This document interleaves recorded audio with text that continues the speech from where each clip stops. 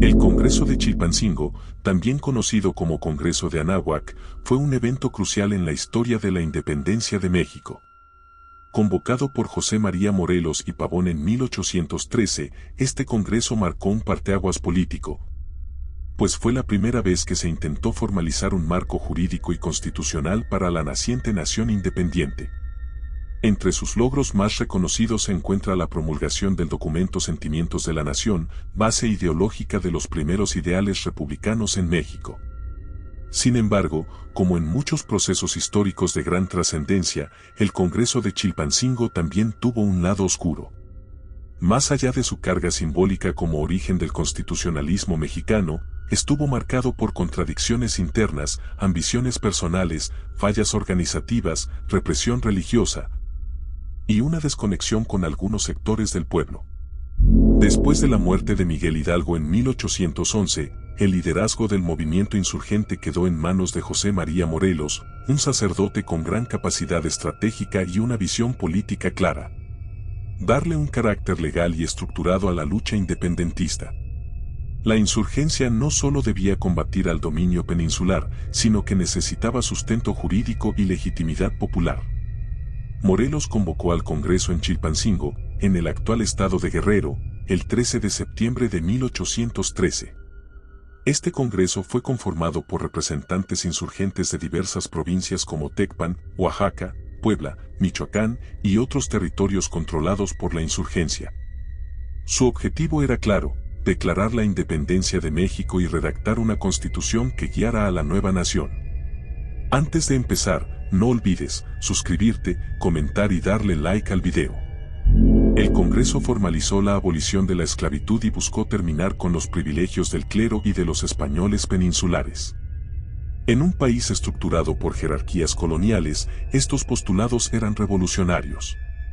Aunque de manera embrionaria, se intentó establecer un sistema legal, judicial y administrativo que sentará las bases para un nuevo Estado. Si bien el Congreso es recordado con justicia como una iniciativa heroica, no estuvo exento de errores, excesos e incoherencias. La historia no es un relato maniqueo de buenos contra malos, y este evento no fue la excepción.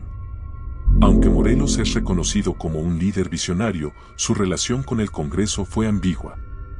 Si bien renunció formalmente al poder político al instalar el Congreso, en la práctica siguió ejerciendo una autoridad casi dictatorial sobre el movimiento insurgente.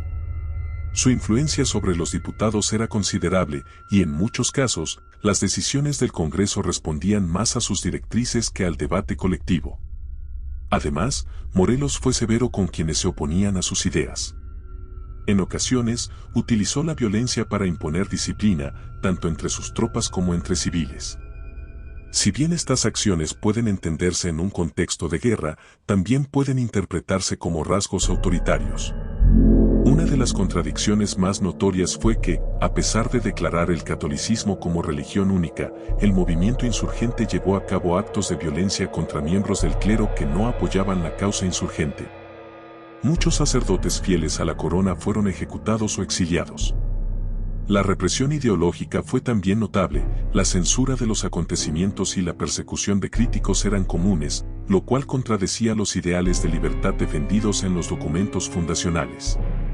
El Congreso estaba conformado principalmente por criollos ilustrados, en su mayoría educados y de clase media o alta. Aunque se hablaba de abolir las castas y de promover la igualdad, en la práctica los pueblos indígenas y afrodescendientes no fueron representados adecuadamente. Sus demandas reales, tierra, justicia local, autonomía, no fueron parte central del debate. Esta desconexión con las bases populares fue una debilidad estratégica. Mientras se hablaba de libertad en los documentos, muchos pueblos seguían sufriendo abusos por parte de jefes insurgentes o vivían en la incertidumbre provocada por la guerra. El Congreso también fue víctima de su propia debilidad estructural. No contaba con una sede fija, se movió de Chilpancingo a Acapulco, Tlacotepec y finalmente a Patzingán, lo cual dificultaba el establecimiento de una verdadera institucionalidad. Además, no tenía poder coercitivo real, ya que el control del territorio estaba en constante disputa entre realistas e insurgentes. El propio Congreso cayó en divisiones internas entre moderados y radicales, entre federalistas y centralistas, lo que debilitó aún más su capacidad para actuar como órgano de gobierno efectivo. El Congreso de Chilpancingo es uno de esos momentos fundacionales en la historia de México que deben ser reconocidos tanto por su valor simbólico como por su contenido político innovador. Fue una de las primeras manifestaciones del deseo de construir una nación soberana, libre y justa. En él se gestaron los primeros pasos hacia la construcción de un Estado de Derecho. No obstante, también fue un ejercicio imperfecto, contradictorio y limitado. Los ideales proclamados en los documentos contrastaban muchas veces con la realidad en el campo de batalla, con la represión interna y con las dificultades organizativas. El Congreso fue víctima de la guerra, del contexto precario, de la falta de unidad y de sus propias contradicciones ideológicas. El Congreso de Chilpancingo debe ser estudiado con una mirada crítica e integral. No basta con celebrarlo como un hecho heroico, ni debe ser condenado como un fracaso absoluto. Fue, como tantos eventos históricos, un producto de su tiempo, lleno de ambiciones, errores, esperanzas y sombras.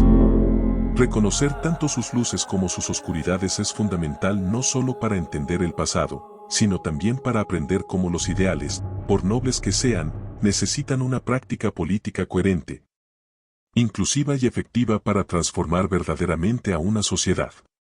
Yo me despido, no sin antes decir, que sabemos, y que, creemos, saber.